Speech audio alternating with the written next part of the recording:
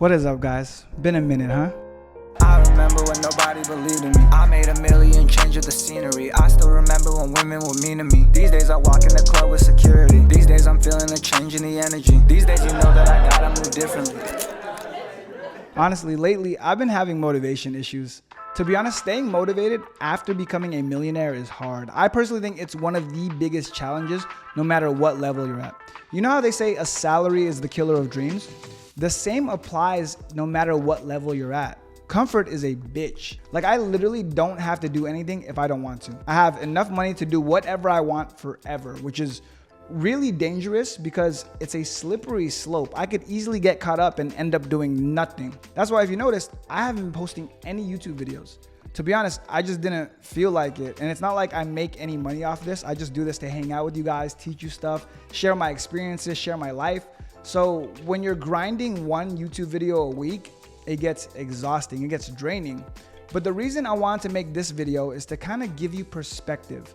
If you're currently broke or not where you want to be in life and you already struggle with motivation, how the hell do you expect to be motivated when you actually get rich? If being stuck in a shitty situation doesn't motivate you, if struggling with bills doesn't motivate you, if seeing your loved ones struggle doesn't motivate you, how do you ever expect to achieve any of your goals? I know you probably clicked on this video because you wanted me to give you some motivational speech, but honestly, it wouldn't do you any good because that's not how me or other rich people got successful. The truth is, motivation is temporary. It comes and goes. No one is 100% motivated all the time, including me. That's why people who rely on motivation to achieve their goals usually never get there.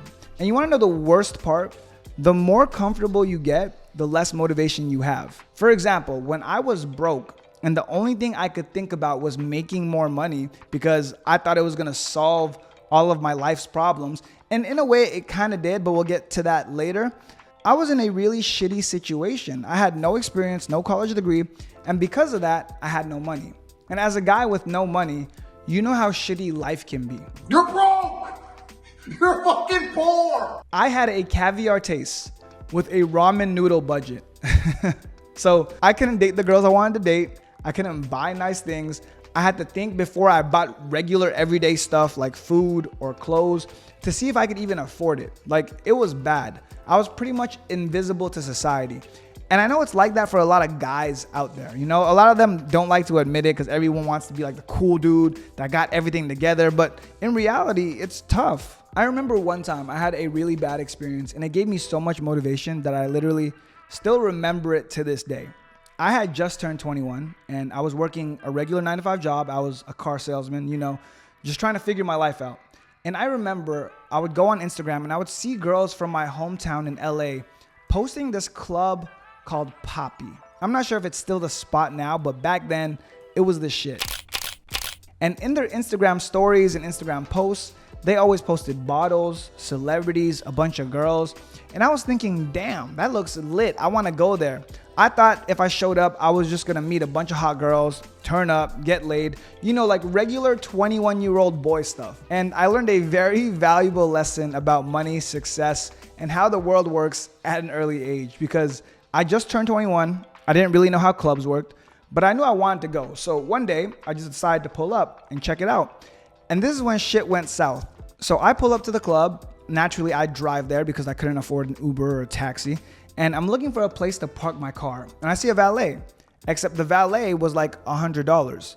And at the time, that was a lot of money for me. So it just was out of this world. So I didn't even have that type of money.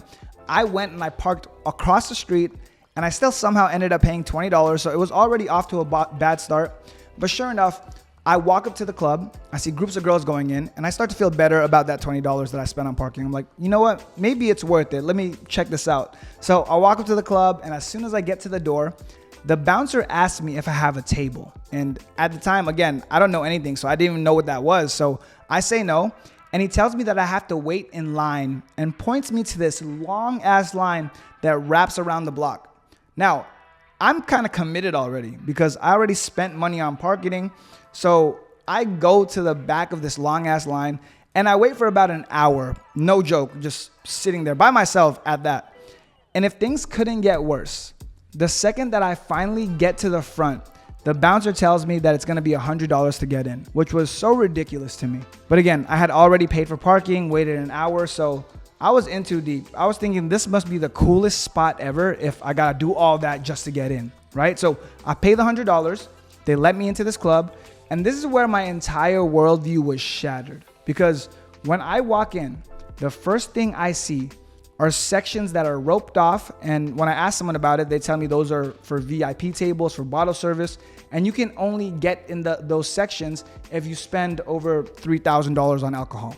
And in my head, I think what a lot of normal people think, right? Very reasonable thing to think this. That is the stupidest thing I've ever heard. Who would do that? That is such a big waste of money. The guys who go in and spend that type of money are idiots, right? Looking back now, I realized that the only reason I thought that was because I had a poverty mindset. I had a broke mindset. I had a scarcity mindset. I was thinking like a poor person. I had never been exposed to that kind of money. So I couldn't even imagine that, right? I thought that I had to save all this money for myself. So I decided to do what everyone else does. I just go to the bar, get a regular drink. But this ended up being a nightmare in itself because as I walk up to this bar, it's crowded. People are shoulder to shoulder. They're fighting to get the bartender's attention. And after like another 30 minutes, I finally order my drink. They hand me the check and it's $45. So I drink it. I get another one because might as well. And at this point, keep in mind, I'm starting to get into the danger zone as far as my budget goes because I only had a couple grand saved up. So spending $200 in a day was like 10% of my net worth. It was not a smart move at all. Keep in mind, I still haven't talked to anyone. I haven't partied. I haven't danced. I just waited in line, went to the bar, waited for 30 minutes.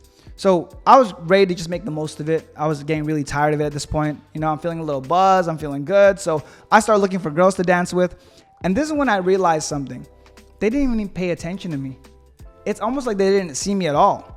All of the really hot girls that I saw on social media that I thought were gonna be there to come talk to me, they were all in the VIP sections. And I couldn't get in there. Nobody knew me. And all the girls that weren't in there were looking for ways to get in there. So I was actually at the bottom. I was invisible. I had spent $250 to have one of the worst nights ever. I overpaid for parking. I waited in line for an hour. I bought a bunch of overpriced drinks. And the worst part of all, it was all for nothing.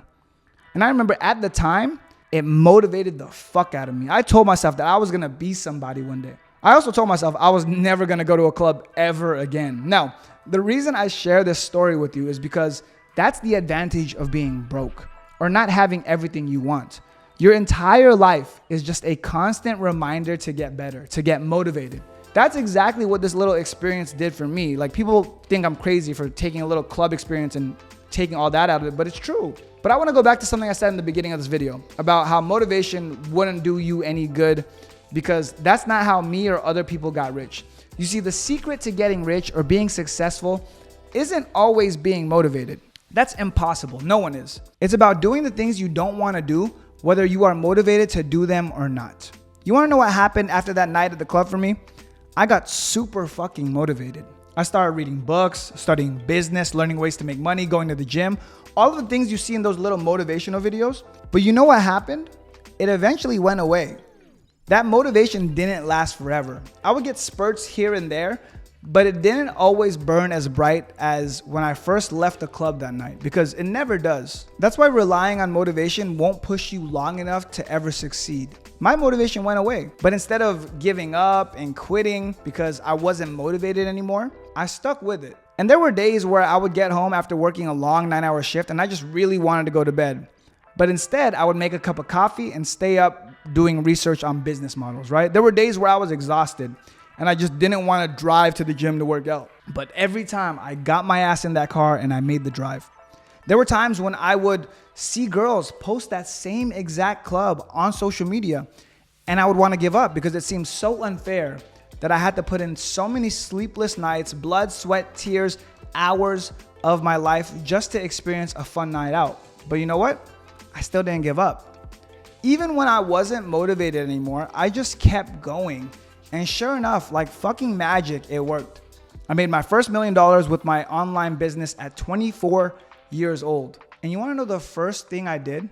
I took my exotic car straight to that same club, paid the valet an extra $100 to park it right in the front, hopped out of my butterfly doors, and walked straight into the best table so everyone knows what fucking time it is. And I had more fun that night knowing that everything I worked so hard for had finally paid off, and it made me a king. You're broke!